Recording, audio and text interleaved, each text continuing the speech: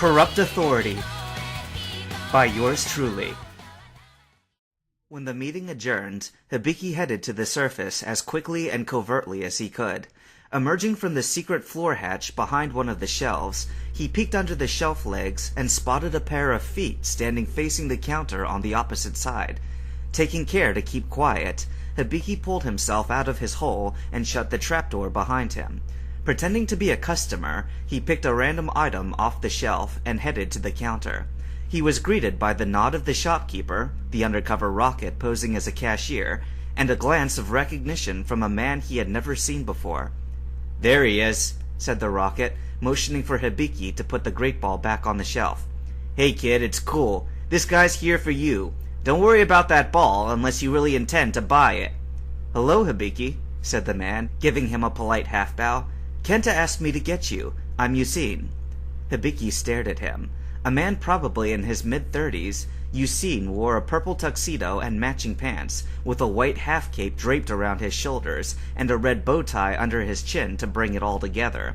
It was as if he had just come from a royal Victorian banquet. "Does he look like this all the time?" Hibiki thought, absently reaching out his hand to shake Yusin's gloved one. All dressed up and nowhere to go. Darkness had fallen since Hibiki had gone underground. Once they were outside and walking, Yusin began to closely examine a Pokeball in his hand, which Hibiki quickly identified as a Master Ball despite the dim light. Feeling timid, but also anxious about what his companion was doing, Hibiki put out his hand worriedly. Mr. Yusin, sir? Are you sure that's a good idea to be holding that out in public? My apologies." Yusin tucked the Master Ball under his cape in one silk motion. "It's just that I've never seen one of these before, not since Professor Elm's attempted a replica. Kenta told me that it was crafted by none other than Kurt himself." "Is that what Kenta is giving you as payment, then?" Hibiki asked him. Yusin nodded. "He couldn't promise me Suicune, but he said he'd give me the next best thing. If this ball actually works, it will be the end of a 10-year wild goose chase." Yusin smiled fiercely. "Normally, my better judgment would resist any snake oil salesman trying to pass off a painted ball as a Master Ball.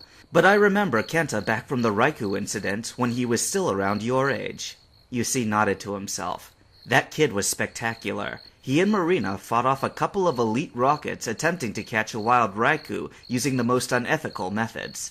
But then when they were gone, he didn't try to take the Raikou for himself, even after it collapsed. And after those rockets came back to finish the job, we finished them." Yusin breathed in through his nose and let it out with a satisfied sigh. "Good times," he said dreamily. "I'd like to relive that again a couple times more before I retire." "Well, you're certainly bound for some adventure," Hibiki replied, watching as Yusin reached into his pocket and pulled out a set of keys. "Did Kenta tell you what Pokemon he was after?" "Of course. That's why we're headed to my Range Rover." Yusin pressed a button on his keychain, and in the parking lot just ahead, a large vehicle chirped loudly and flared its four-way flashers. The inside lights came on, revealing Marina in the back seat, and Kenta with his hood on and face in shadow. When Hibiki opened the door to take the front passenger seat, Marina put a finger to her lips in a shh indication and pointed at Kenta. Understanding that he was asleep, Yusin started the vehicle, and they drove in silence for a few minutes. He didn't speak until they had pulled into a gas station, where he muttered, "Back in 5, before shutting the door behind him. Hibiki turned around in his seat and shot Marina a grateful smile. "That was quick," he whispered. "How'd you find Yusin so fast?" "He happened to be in the area," Marina replied. "I think he was drawn by the rumors that Ho-Oh had come back, and was still searching when I found him. The clothes were a dead giveaway." "Okay. Hibiki looked at Kenta. "Should I wake him up? Kenta told me to fill him in on the meeting." "We'd better not," said Marina softly. "Kenta was a wreck when I saw him. He was feeling guilty about something he'd said, and he looked so upset that I had to hold him until he'd calmed down." In the shadow of the dark car, Hibiki could not quite make out Marina's expression, but her voice was quivering with pity. "He cried himself to sleep, right here in my arms. To be honest, Hibiki, I think the pressure is becoming too much for him." "The spirit is willing, but the flesh is weak," muttered Hibiki, recalling the Bible scripture in his mind. "We're up to our necks in this plan by now, but the last stretch is still a distance away.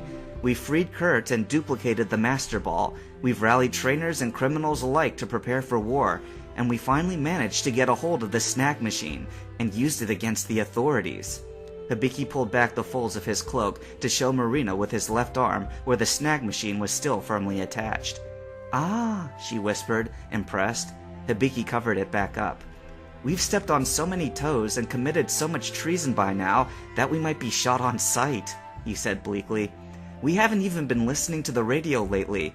I know we should, but I'm afraid of what I'll hear." "Well, how much more have you got to go?" prodded Marina inquisitively. "Surely there can't be that much left to do. The next step is to catch a legendary Pokemon, right?" "I don't know about catching, but we do need to find one," affirmed Hibiki. "Did Kenta tell you which one?" "Yeah." Hibiki turned to face the front again and pulled his seatbelt tight. "Mewtwo." Nobody spoke for the remainder of the drive, mainly because sleep overtook the passengers. Hibiki wondered at his own incredible exhaustion. He had no idea how long he was out, or how far they had traveled, but it might have been longer if he hadn't suddenly been shaken awake. A sudden shift of balance caused his whole body to smack against the side door, and he immediately jerked upright, fully awake. Next to him in the driver's seat, Yusin plowed on, undeterred. Hibiki looked out at the road ahead, wondering if the car's sudden shaking had been because of poor construction work. However, there were no potholes to be seen, only a great mountain wall to the left and a guardrail on the right. They were climbing a slope. All at once, the car rocked again, and this time Hibiki adjusted in time to avoid banging his shoulder. Behind him, Marina yelped, but Kenta didn't even stir. For a moment, Hibiki wondered how he could sleep through these conditions. Then again, he supposed that he shouldn't be too surprised. If there was anyone who needed rest from his labors right now, it was Kenta. "I have to admit, I'm a little nervous about these high winds," muttered Yusin in a flat voice. His eyes were drooping slightly. "Even with the Range Rover, there's still a small chance that we could be blown right over." Hibiki's heart rate sped up at these words, and he looked a second time out at the guardrail, which was all that separated them from a 300-foot drop. He glanced at Yusin. "Are you kidding me? It's just the wind doing this?" "You sound surprised, but the area around Mount Kenya is notoriously dangerous. Even tour buses have been known to blow over around here." "Then how can you be so calm?" This time, it was Marina who voiced what had been on Hibiki's mind. Even as she said it, the vehicle shuddered violently again. Yusin shrugged and smiled. "Nobody's ever been reported to have died, or even been injured, in spite of these circumstances. Every potential victim has come out of their crisis miraculously unharmed. It's as if a guardian spirit lives in this area, watching over the welfare of passerby." "A guardian spirit, huh?" Hibiki thought about their mission. "So, you think it's Mewtwo?" "To make a long story short, yeah." Yusin stifled a yawn with his hand, and rubbed one of his eyes. "Of course, the rumors alone aren't enough for people like me, who make a profession out of searching for legendary creatures. But part of the reason I agreed to help Kenta with this task so soon is that I've been to this area of Johto before. The water around here was renowned for its mineral goodness, so I arrived with expectations of finding the elusive Suicune." Yusin yawned again, and while Hibiki picked up some definite enthusiasm in his voice, he could tell that the man was fighting to stay awake. He had driven all night, and they would not be able to go much further. Thankfully, they wouldn't need to. "Well, Suicune never appeared to me. I did, however, see something unusual while I was hiking along the river. A Pikachu with strange, blotted markings all over its fur. And here, of all places. What are the odds of seeing a marked-up Pikachu out of its natural habitat? I reasoned that it might have belonged to another trainer, but it acted feral. And I later found out that the markings were astonishingly similar to those creatures in the file photos of the Mew Clone project." Yusin smirked at the memory. "But you know what really inspired me to look into the Mew clones afterward? Raw power. That one little rodent blew my Alakazam halfway to hell with a single thunder attack. I've never even seen a trained Pokemon deliver that much force before." Hibiki waited for him to say more, but Yusin remained silent for a while. Eventually, Marina spoke up again. "So, how'd you get away from that dangerous situation?" Yusin laughed humorlessly. "What else could I do? I fled for my life. I ran as fast as I could without looking back." He cut the wheel in a sudden sharp left turn, just as the road was leveling out. Hibiki looked, and through a clutter of pine trees, he could make out the structure of a tall house in the distance. Hibiki nodded at the sight, looking pleased with himself. "And this is the very place where I ended up. We'll be crashing here, if you don't mind." Hibiki gazed at the cabin house as they pulled up the gravel drive. There were no other cars parked at the end, and he couldn't detect any evidence of occupation. No seasonal decorations, no steam coming from the chimney, no lights from the window, nothing. "You see," he began uncertainly, "I understand you need to sleep, but is it really okay for us to do this? Does anyone live here?" "Well, there was a guy here last time," Yusin replied, bringing the vehicle to a halt and shutting off the engine.